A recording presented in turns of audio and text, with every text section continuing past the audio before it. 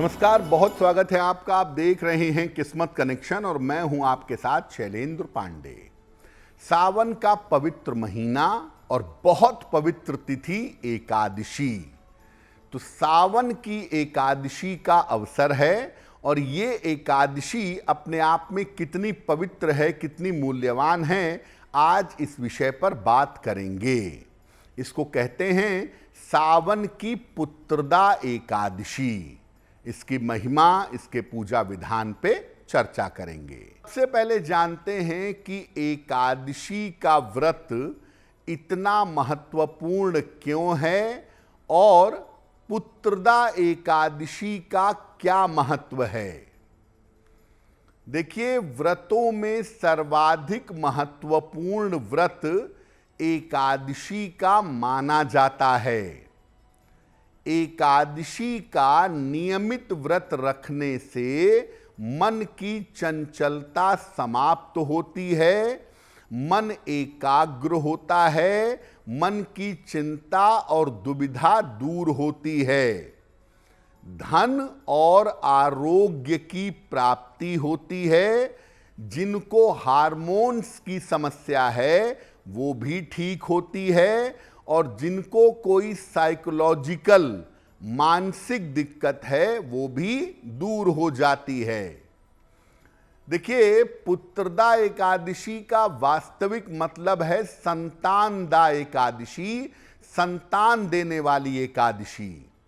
तो पुत्रदा एकादशी का व्रत संतान प्राप्ति के लिए और संतान की समस्याओं के निवारण के लिए किया जाने वाला व्रत है। सावन की जो पुत्रदा एकादशी है वो विशेष फलदायी मानी जाती है और इस उपवास को रखने से संतान संबंधी हर चिंता का और हर समस्या का निवारण होता है।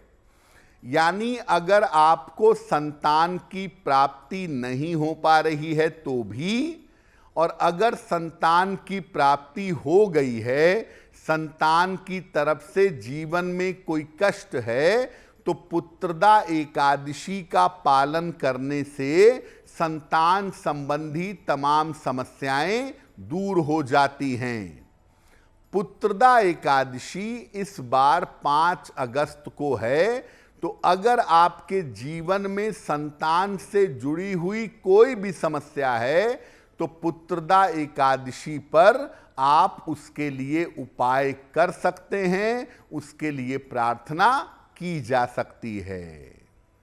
अब ये जानते हैं कि पुत्रदा एकादशी का व्रत या एकादशी का व्रत रखने के नियम क्या हैं।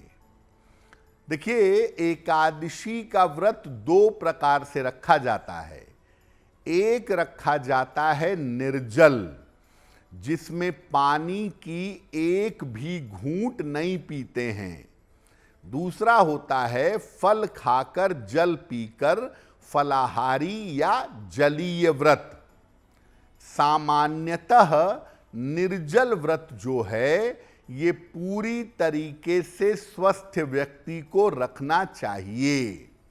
बाकी लोग या सामान्य लोग फल खाकर जल पीकर फलाहारी या जलीय उपवास रख सकते हैं।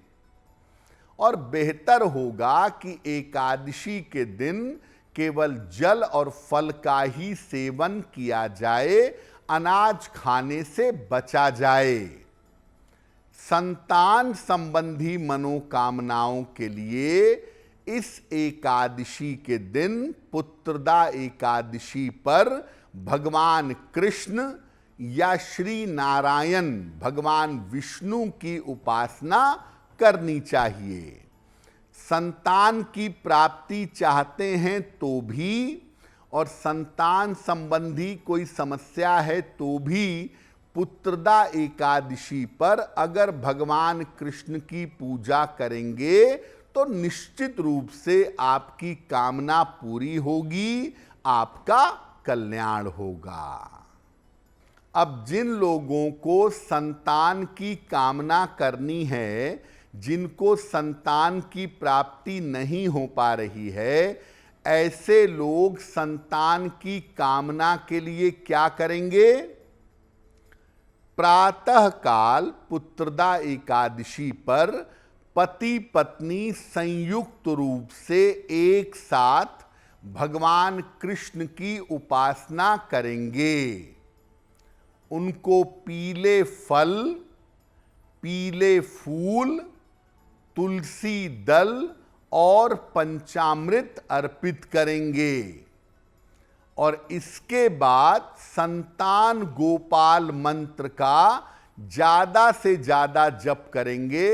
1 माला, 3 माला, 11 माला पति मंत्र जप करेंगे, पत्नी सुन लेंगी, या पत्नी मंत्र का जप करेंगी, पति सुन लेंगे।